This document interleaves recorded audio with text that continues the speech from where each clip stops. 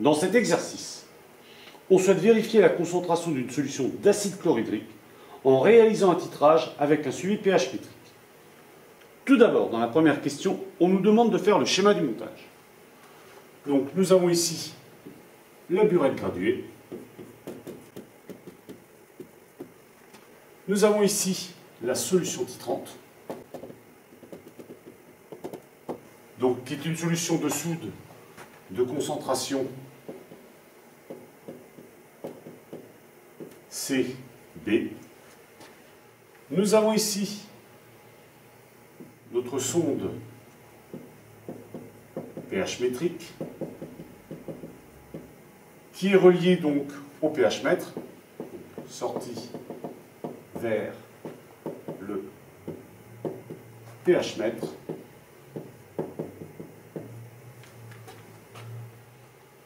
Donc nous avons ici notre solution attitrée, donc qui est une autre solution d'acide chlorhydrique. Et on a également rajouté ici de l'eau distillée afin que la sonde pH métrique trempe bien dans le liquide.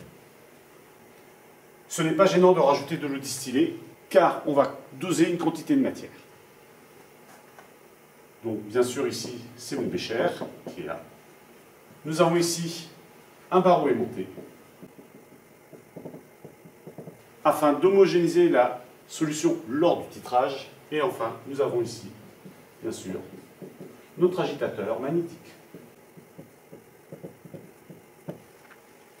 Dans la deuxième question, on nous demande d'écrire l'équation de la réaction acide-base qui se produit dans le bécher. Nous avons ici notre solution d'acide chlorhydrique. Donc les ions qui sont présents dans l'acide chlorhydrique sont les ions oxonium H3+. Ici. Et ils sont dosés par les ions hydroxyde de notre soude, donc les ions HO-. Ce qui nous donne ici comme réaction H3O+, plus HO- qui donne 2H2O. Donc on voit bien ici qu'on aura un ion H3O+, qui va réagir avec un ion HO-. On a bien une réaction mol à mol. Dans la troisième question, on nous demande de tracer la courbe du pH en fonction du volume de la base versée. Donc à l'aide du tableau donné dans l'exercice, nous obtenons la courbe suivante.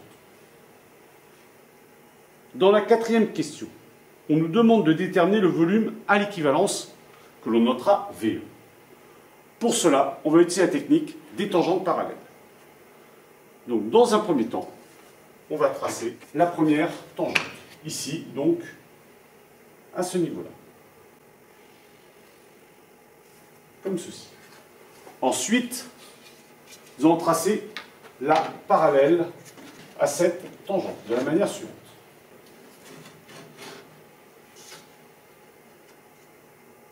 Maintenant, nous allons chercher le milieu de ces deux tangentes. Donc ici, avec ma règle, j'ai un écart de 26 cm, donc le milieu va se trouver à 13. Comme ceci. Maintenant, je trace ma troisième parallèle ici. Comme ceci. Donc on a bien ici, pour le signaler, que la distance de ce point-là à ce point-là est la même que de ce point-ci à ce point-là. Maintenant, il ne nous reste plus qu'à trouver le volume à l'équivalence. Donc on trace ici, ici, et on trouve le VE indiqué là. On a également ici, on peut le noter, en prolongeant,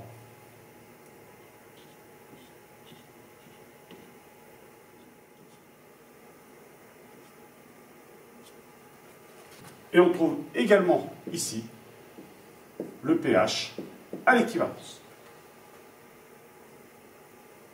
Nous allons maintenant chercher la valeur du volume à l'équivalence. Donc dans le cadre de cet exercice, je mesure la distance avec ma règle entre 0 et 20.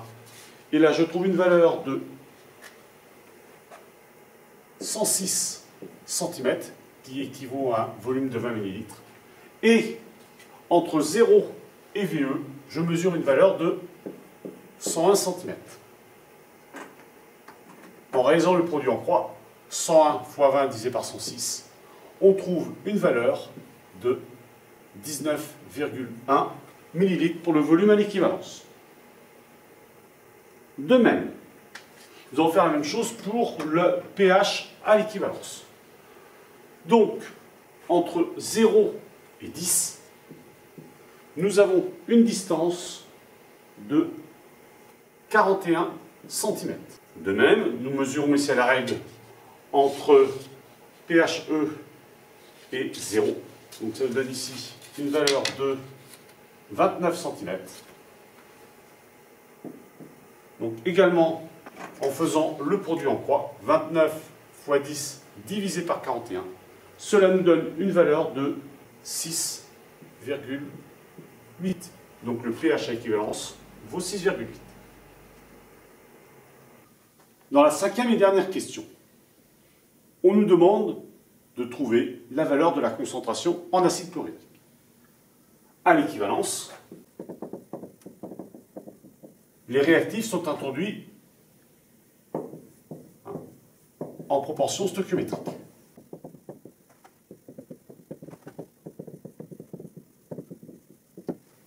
Comme ici, nous avons une réaction mol à mol, c'est-à-dire que, à l'équivalence, le nombre initial d'H3+, va être égal au nombre de moles d'ion H- vers C. Le nombre de moles de H3+, va être égal bien sûr à la concentration d'acide que j'appelle Ca, fois mon volume initialement dans le bécher, Va, qui est égal à la concentration base Cb, fois le volume en base versé à l'équivalence qui est noté Ve. Donc, il vient tout simplement que Ca est égal à Cb fois Ve divisé par Va. Donc on va faire l'application numérique.